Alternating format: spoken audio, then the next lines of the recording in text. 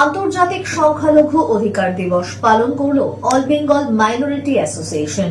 উপস্থিত ছিলেন সংগঠনের সভাপতি আবু আফজল জিন্নাহ। সংখ্যালঘুদের সমস্যা ও সমাধান নিয়ে আলোচনা চলে এদিনের এই সভায়।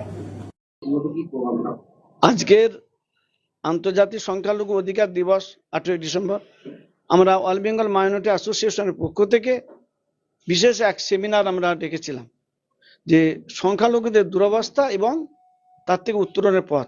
বিভিন্ন সংগঠনের বিভিন্ন দায়িত্বশীল কর্তা ব্যক্তিরা, বিভিন্ন জায়গার ইমাম ওলামা ইকরামরা এবং সমাজকর্মী আরো অনেকেই সকলেই আমরা একত্রিত হয়েছি এক বিশেষ সেমিনারে।